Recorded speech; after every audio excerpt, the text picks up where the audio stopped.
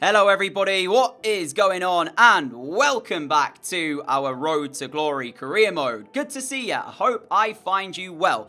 Lots to get through today as we are in the transfer window. We have got 2 new signings joining the club and one sale as well of a first team player for £130 million. So you'll have to wait and see who that is. But speaking of new signings, our first is this man, Lisandro Martinez, a central defensive midfielder, but he can play at left back, centre back as well. He had a release clause of a little over £35 million, I want to say. So reactivated that, went ahead, offered him the contract, and he just looks to be a solid all-round option for us to utilise wherever we might need to. Left back, centre back, CDM. I think he's 5'10", so maybe centre-back wouldn't be the best option. But yeah, welcome to the club to him. Very, very glad to have him on board. And just to really make sure we've got options more than anything, it's going to be probably quite a long second half of the season, as you'll find out today with the games that we have in store for you.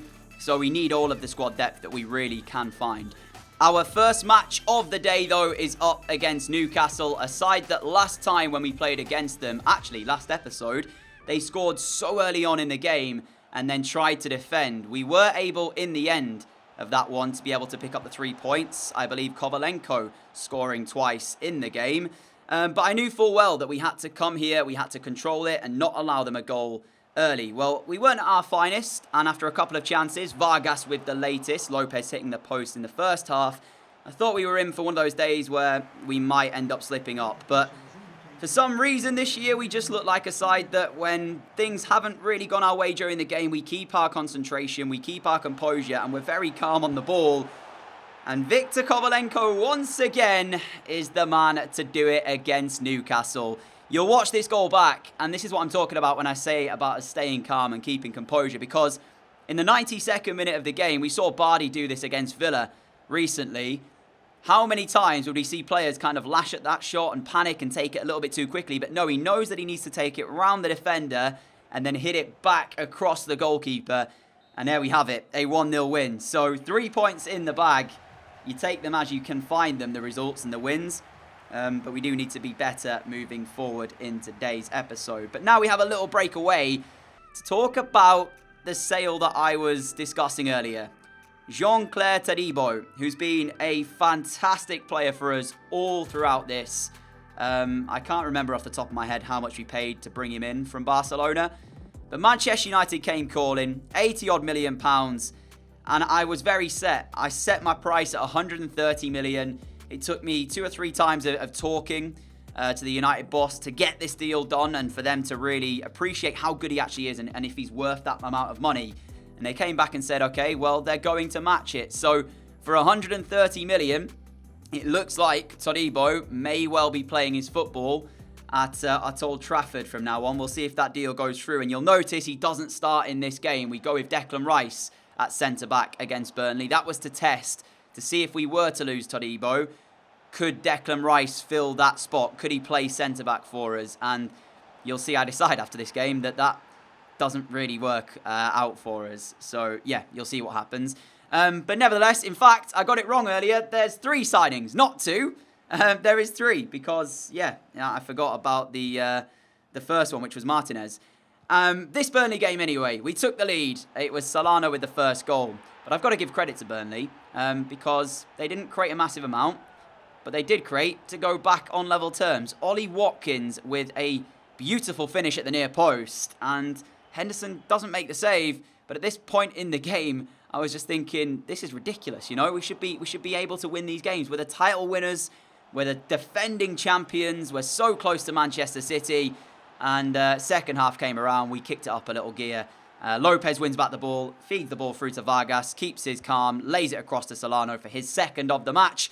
And then we got our third. Saint Maximin towards Vargas again, finds Solano, and look at this from our Colombian striker. Cuts it back on the right foot, curls it home, 3-1 in front. And that did it for the game. I knew at this point that the points were ours and that we didn't have to worry too much. But as you're about to see, one of the misses of the season. Lopez finds Saint Maximin, who after some brilliant work Gets a little bit fortunate maybe to still have the ball at his feet. But then when he finds the ball back across the face of goal, you can see by the reaction of Dest. I don't know how he misses this. We were playing a 3 at the back, so Dest actually in this formation was playing at left midfield. But how he hasn't found a goal there is, I don't know. But anyway, we won the game 3-1. Solano hat-trick, as he does. 3 attempts, 3 goals, 100% record in terms of shots to goal ratio, which is what you want to see from your striker. And as we came out of the game, there's the confirmation email that Jean-Claire Todibo is now a Manchester United player. So I knew that we needed to probably go out and pick up a centre-back. I was looking around. Presnel Kimpembe, if this is to be our final year at the age of 29, is 1 overall higher than Todibo was. Todibo, of course, still could improve. But when you're looking at a player, this is a very good replacement for me. I'm very happy with Kimpembe coming into the club. He's an Arsenal player at the moment, but as you'll see, that changes as we offer him £120,000 a week, and he accepts that deal outright. And he is our second of 3 signings then. So we've got ourselves a new centre-back. He starts straight away as we took on Bournemouth. I tried Rice out there. I just didn't think that it worked all too well. He's a little bit slow. And he has done a really good job for us in holding midfield. But at centre-back, I just didn't really think that he did phenomenally there. So hence why we went out and picked up Kimpembe.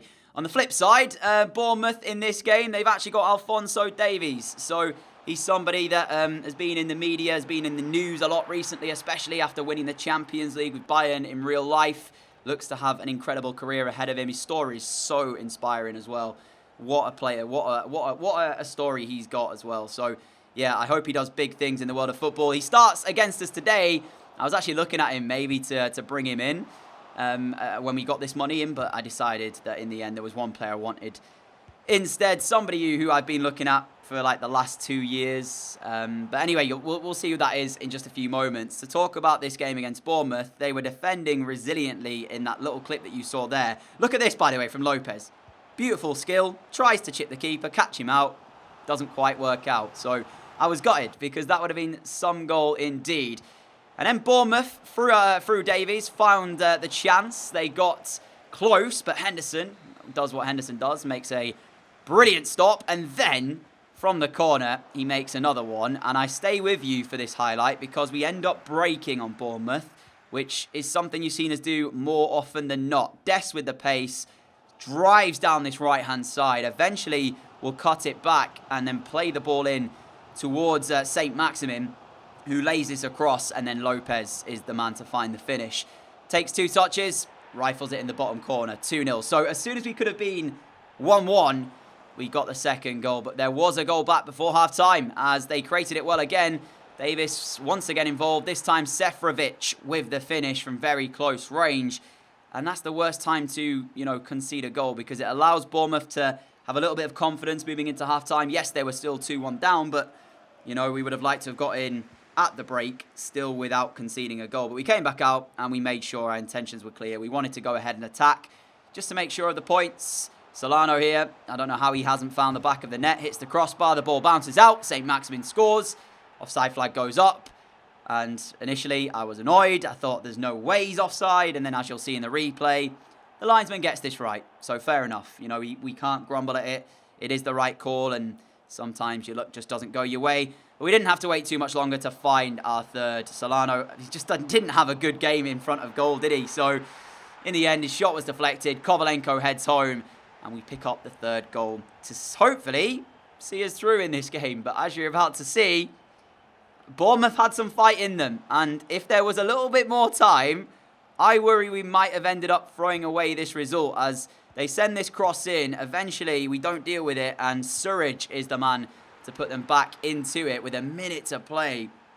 And I was just praying at this point for the full-time whistle because I knew full well that if we had any more time, Bournemouth were looking likely. They were looking decent. As you'll see again, they did create one last chance, but Seferovic's shot, well saved by Henderson, and we just smash it up the field of play just to get us through. 3-2 win in the end of a game that I actually thought we dominated. It turned out that we didn't because the match facts were very close. A lot closer, in fact, than I first thought. So yeah, what a way to get your win. And I tried to have a cheeky offer here for João Felix just to see what Atletico would say to that. I knew full well that was never going to be accepted. The person that I was referring to earlier when I said about that they've been on my radar for a couple of years was Jonathan David, a 5-star weak foot striker, cam, winger, whatever you want to play him as. He's got it all, and this lad is certainly one to watch. And if you're looking for a striker in FIFA 21 when that does in fact drop, then check out Jonathan David. But we now move into the rest of the episode with our live games up against Spurs and then Manchester City. So let's see how we get on. Spurs go with a 4-1-2-1-2. Eriksen, the captain. They've got Werner and Belotti up front and a very strong defence as well. The flip side, this is our 11. We've got Vargas, Solano and Saint Maximin, who we are looking at to be the creative players as our front three.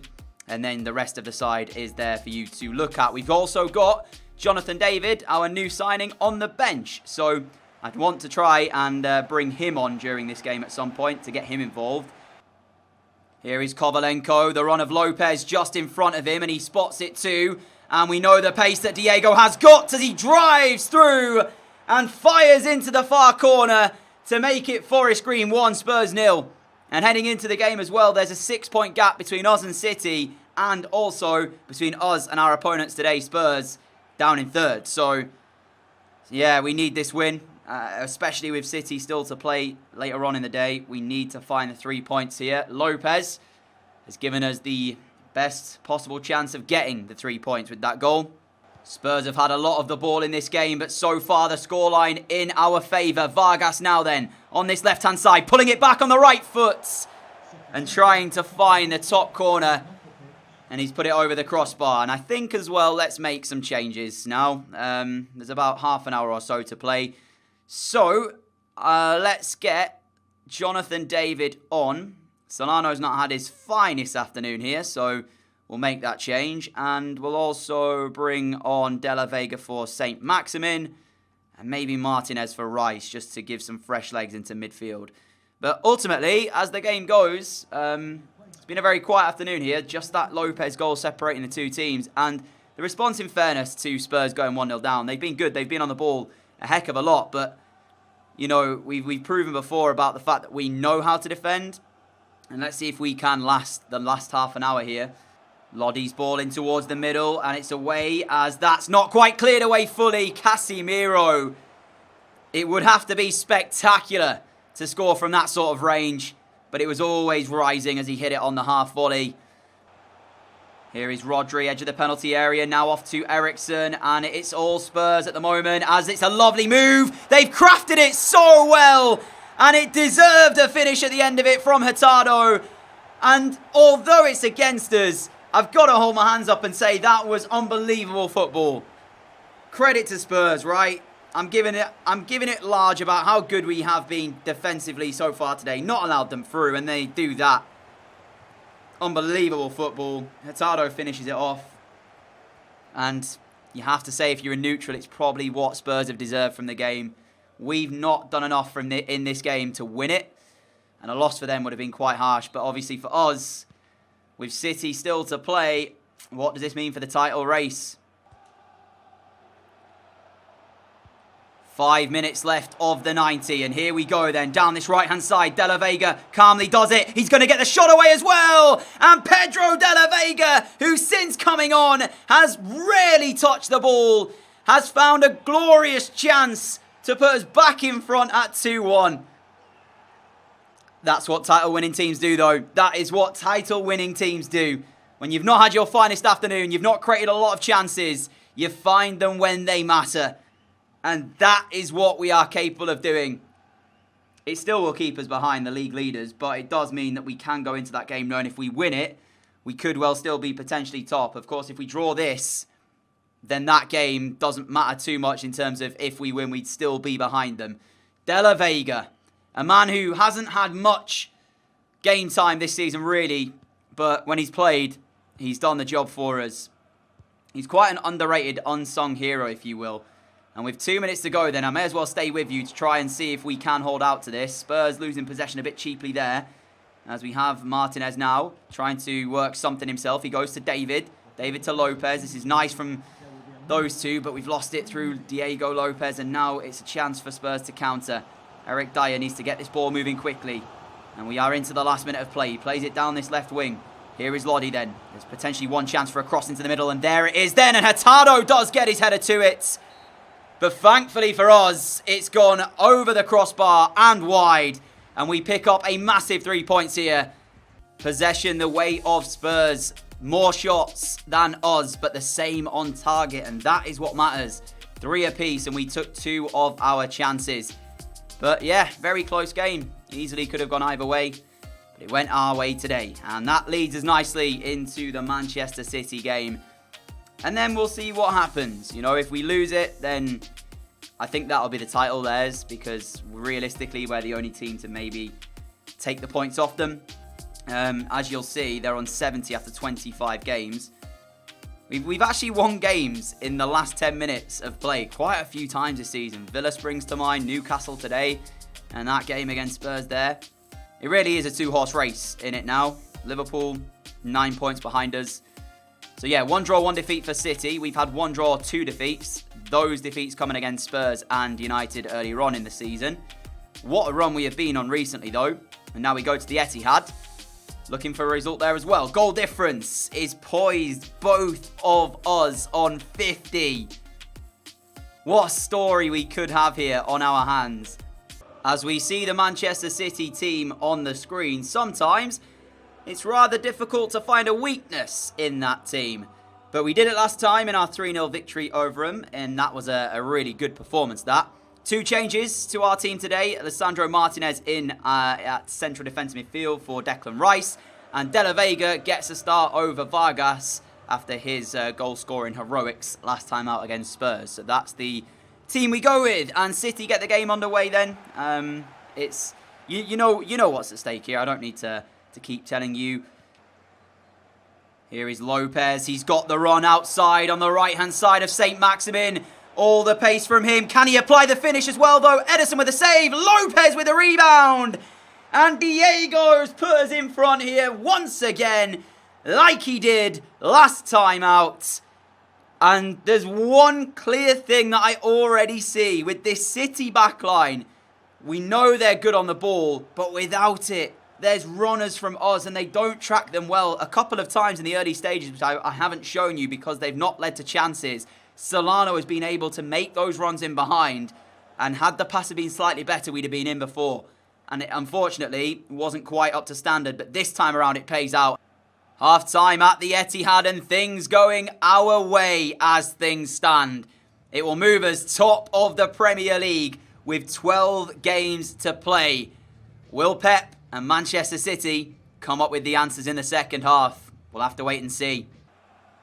Here is Kovalenko, will just get there as well, and that ball through to St. Maximin is sublime. St. Maximin to finish the game off has done just that, but it's just the quality on show that really makes this goal what it is. Sublime through ball from Kovalenko, gets St. Maximin through, 1 touch to set himself, and then really the second one to apply the finish. And that is the Forest Green Rovers way. Even if we don't win the title this year, because I have probably got another slip up in us, really. If you look at the way we play sometimes, we've got away with certain results this season. Villa, Newcastle, where we've relied on late goals. So there's probably still another game later on down the line where we have a slip up in us. But as we look at this now, you've got to say it's probably ours to lose. We go back top with this result. And this City side, we've beaten them twice and 2 times of asking. Well, if we hold on to this, we will have. Towards Roberts. They're inside our penalty area. Roberts is ball in. Dele Alli will pull one back. And is that the goal that might start the comeback? He's going to run over to Pep Guardiola to celebrate, but I'm not sure that's the right thing to do. You need to get the ball back out the goal and get going again. There's still half an hour left here. And City then with a lifeline. It's well crafted. Patrick Roberts here, just ball in, and I'm not sure who it is challenging Dele Alli, but we lose the header anyway. It might be Martinez, is that? Martinez. Am I saying his name right? I hope I am. Anyway, I'm probably getting it wrong, knowing me. In any case, that's changed the game a little bit. City have found their second win in the game, and here then is a chance, and it's a big save from Dean Henderson to deny them an equalising goal. Milinkovic-Savic still got it though, and Henderson again. Oh my goodness, what a piece of goalkeeping from Dean Henderson. Incredible. And look at the reaction of Dele Alli, because he knows how good that was from Henderson. We've still got defending to do here though. Oh, there he is again, ladies and gentlemen, to palm the ball away, and that should be it. As we play Lopez, smash it out wide, mate. Get us on the front foot. De La Vega not with a great touch though, and that should be it. It is 2-1 victors with some late drama. Dean Henderson arguably making a shout to get the man of the match here. We go back top in the Premier League. We will get confirmation of that in a moment when we check out the table. But what an end to this game. Once again though, the match facts show you how close this was. Let's advance through then, and we will sign off the episode there. I hope you've enjoyed it. Really, it's just about trying to see if we can win the Champions League. I said this before.